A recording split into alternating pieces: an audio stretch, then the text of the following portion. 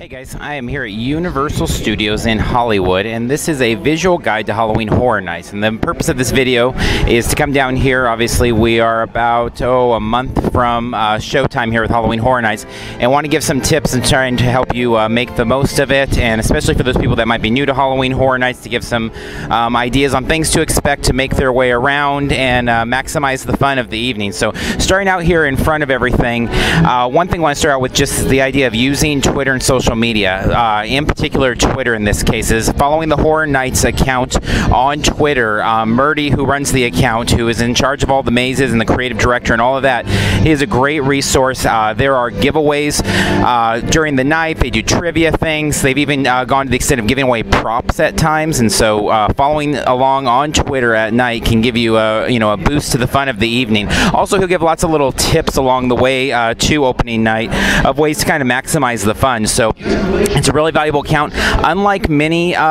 theme parks and conventions and things that we cover, where there's a real cross appeal of things or a very similar, kind of cut and paste approach to social media, this is different. The Facebook side they use to kind of handle more the logistics, ticket prices, sales, things like that, whereas Twitter is almost more like the insider's track. And with 50,000-60,000 people following, it's not a small group. But that being said, there's a lot of little insider tips there that you're not going to find on Facebook, Instagram, or anywhere else. And so really kind of an important thing in terms of prepping for the night.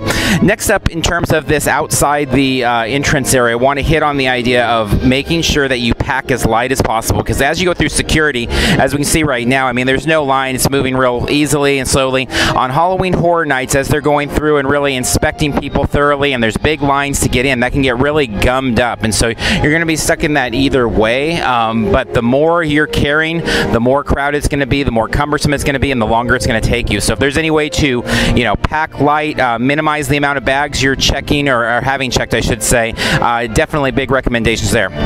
All right, next up, when we come to the opening gates here, they do a kind of a little kickoff performance at night, which is a really cool thing that you can see. I mean, I was just going on to YouTube and just checking it out from past years. But if you want to bypass that, if you want to get directly to the mazes and try to get a head start on the people, there is the side entrance, and that way you can kind of go directly to the lower lot. And we'll get to that in a little bit of what the differences between the upper and the lower lot, but you can kind of check those things out. By being able to do that, you can potentially be working the opposite of the crowds, and so even if you watch the full performance of the kickoff at night, you can kind of cut down and around, and that way be working the opposite of the crowds. Normal thing with theme parks, especially on the Halloween Horror Nights, is as they are, people are storming in, everybody kind of goes to the first thing. And so if you're working the opposite and kind of going down towards the Terror Tram, the Walking Dead stuff, things like that, get down to Transformer, Mummies, and all those things that we'll look at in a bit, you can cut that off. And so, something to think about the options when you're up here, and if you want to kind of bypass that and speed things along. So just something to be aware of. Okay, we're going to go inside and look a little bit at the upper lot. All right, so as soon as you head on inside, you're going to be immediately immersed in a scare zone, which is going to be Purge Anarchy. And so that's going to be part of kind of the opening festivities if you're coming through this main entry point. And so as soon as you come in, it's basically all themed out. A little bit of a difference with Universal to something as opposed to, like, let's say a Knott's Scary Farm, something like that, even Fright Fest, Six Flags, is they really rely a lot less on things like fog. It's much more about sound, lots of chainsaws, motorcycles revving up, the famous alarm that you hear, the warning signal from Purge Anarchy, definitely will be how things are kicked off. So as you're making your way through this, it's going to be a crowded area, obviously, as people feed through the New York streets all the way down here to our next spot. So let's go ahead and get down there. All right, so as you traverse your way through Purge Anarchy, then you're going to make your way to the House of Horror.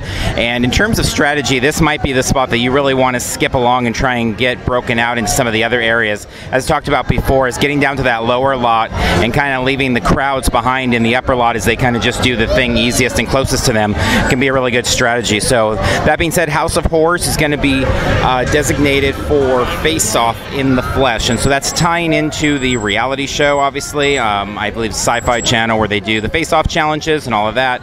All the sci-fi special effects and all those types of things. So House of Horror as an actual attraction is closing down September 1st, so that is going to be the last of the haunt activities there, really pretty much forever, because it's going to be knocked down and turned into a restaurant or something else. So one last chance to go through there. It will be loud, tons of music, DJing, and in general, as you can even hear now in the daytime, the park is going to be super loud, so plan accordingly. All Alright, so now we move to the exit of Face Off, and so from there, and again, I'm not recommending to start out with Face Off, but just so we have kind of an idea of geographic reasons, or areas, I mean, this is Baker Street, and Baker Street is designated for Dark Christmas, which is a dark kind of retelling of the Christmas story, and so it's going to be a creeped out kind of Christmas homage, and this is all a scare zone area, and so again, a unique thing about Universal is their scare zones are very specifically themed and really are in their own ways, kind of their own haunted houses or mazes, if you will. Over here then, as we go around the opposite side, we have French Street, and over there down on French Street is going to be the Masquerade, and again, the entire street's going to be themed out that way. So really, if you want to get to the scare zones, there's 3 scare zones that are open to all, and then there's a 4th, which is kind of a secret one for the VIP members by the VIP Lounge. But as we're using these 3 main scare zones, one you're immediately immersed in as you come in the gate, the other 2 are offshoots to the left there. One other thing I want to hit in this part of the park is with there being a reduction, a heavy reduction really in shows at many of the Halloween haunts this year, but specifically here at Universal, it's going to be important to find break areas, and this is going to be one of those easier kind of sitting spots at night, so you might want to kind of mark this on the map.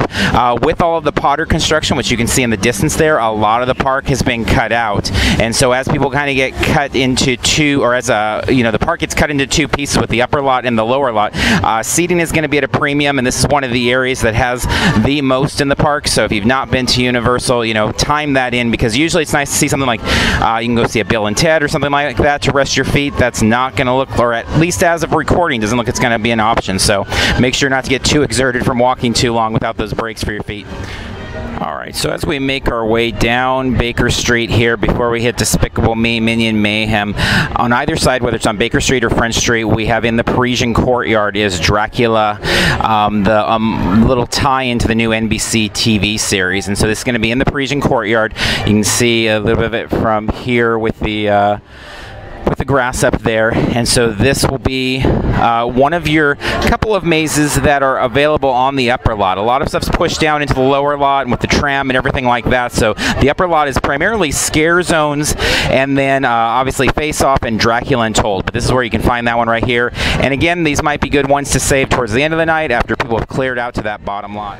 Alright, so here you can see the entrance to Dracula Untold, which is at the end of Baker Street and French Street here right in the middle. So you can come up, if you're coming from the upper lot, you can go up one, or down one scare zone, up the other, and hit Dracula in the middle, and so kind of maximize the experience of kind of 3 for 1 all in that area.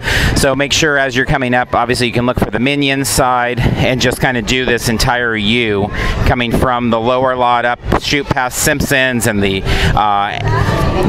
special effects show and all that stuff, and then you can kind of come right here, hit the U, 2 scare zones, 1 on each side, and the Dracula Untold in the middle. Alright, before we go down to the tram area, I wanted to just kind of point out, so as you come down French Street, or working the opposite way as we suggested, coming from the lower lot back up, if you've not been here since all the construction's gone on, as you can see, the Harry Potter work is taking up a substantial part of the park and causing a major traffic jam here over at the Flintstone barbecue. And so just, all this is to say is just plan accordingly, because this is the one way coming up from the upper lot to the lower lot is kind of that extension inside the park, and so this is going to be a jam-packed little area here, intersection, and so as you're traveling, beware, and just make sure if you're in any sort of time constraints to kind of pad that time, because yeah, it's going to be pretty ugly right around this point, and it's going to continue to be this way until really Potter opens, and then we'll see what kind of arteries that opens up in the park. But as for now, it's not a very pretty corner here of Universal Studios. So okay, on to the Walking Dead Alright, making our way past that congested area there, we will come down to the Studio Tour entrance, and at the Studio Tour entrance, that is where the Walking Dead tram experience will be, and so that'll allow you to go down into, you'll load into the Studio Tour area there, and then from there you'll shoot down on the tram and be invaded by the Walking Dead zombies and be fully immersed in that that scene, which is going to be tying into Terminus and all the most recent stuff from Walking Dead. Walking Dead and Purge are the only two real repeat properties for this year of intellectual properties, both though obviously being updated. Walking Dead with the Terminus stuff and the scare zone of the Purge now tying into the most recent movie of Anarchy. Simpsons is supposed to be untouched, so this will be all here set open. If it's something that you've not experienced, if you only come to Universal for Horror Nights, you might want to cut in some time here to see the new sideshow area, all the carnival games and things like that. All right, let's head over to the lower lot and take those escalators, which in and of itself is quite a bit of time, down to the bottom lot to see the mazes that they have down there with Mummies and Transformer area, Jurassic Park and all that. All right, so to get some perspective on kind of where we're at in the park, coming down the escalator, there's 3 sets of escalators there. We have 1 more to go before we hit the lower lot, but wanted to kind of pan down around here to give kind of an overview look, because you're going to have in this lower lot then 2 mazes, a scare zone, and then the entry to the Metro lot where there's more fun to be had there. So we'll get to that when we get to the bottom. In the Revenge of the Mummy queue area is where you will have the Clowns 3D with the music by Slash, and so they're making a big deal about Slash kind of writing music for it, but really it's kind of an original old school clown type haunt experience, so it'll be interesting to see what the Universal geniuses can do with something that's a very kind of traditional property in terms of just using crazy, creepy clowns, and so that will be in the queuing area for Mummy there. We'll talk about Jurassic Park and that queuing area, what's going to be used there, and some of that as we get down. So let's make our way down. All right, so as we make our way down the last escalator here, you'll immediately be entered into a scare zone, which will be called Skulls. And so that'll kind of take over this middle lot and kind of bring the fun into the streets there. But let's move over to the maze that I think most people are kind of at the top, if not the top, in most people's things they're looking forward to at Halloween Horror Nights this year in Los Angeles here at Hollywood, is the American Werewolf in London setup. And so that's going to be in the Jurassic Park queue. And John Landis has talked about it. They've talked about the differences that's going to be between it and what they've done in Orlando there. And they've really talked also a lot of just about, you know, again, the nuances of it. And that kind of just hits on one major point, that as you're making your way through these mazes, whether it is here at Halloween Horror Nights or Knott's or anywhere else, really try to find time while you're going through the maze to take in and appreciate the nuances, the details that are in there, because there's a lot of little Easter eggs that are hidden throughout that make it kind of fun to go through multiple times. It can be a little distracting when people are jumping out at you and you know, people are scared and running around and all of that, but remember, you're, you know, in many cases you're waiting a good chunk of time to get into some of these mazes, and once you get in there you want to really enjoy it. So don't rush through, you know, take it all in stride. Obviously it's a fun, entertaining night and you're paying to be scared, but at the same time it's kind of cool if you can appreciate some of those details there and find what Easter eggs you can as you go through there. So from here then we also have the entrance to the Metro lot, and the Metro lot is going to give us some more fun, so let's kind of turn the page and look at that. All right, so we've made our way down into kind of the heart of this lower lot area here, and again, so we know that we've got the 2 queuing areas for those mazes over by Jurassic Park and Mummy. Also remember that there's Jurassic Park in the Dark, which is kind of its own experience as kind of a haunt type ride. Now, one thing to know, I've talked to about 5, I guess actually 6 different team members today, just asking about, like, you know, where are you going to line up for American Werewolf? Where are you going to line up for Dracula and things like that? And seemingly pretty consistently is that they're talking about that there's a lot of toying with kind of moving where lines have been traditionally and how they're going to do it, because there has been a lot of overflow and chaos.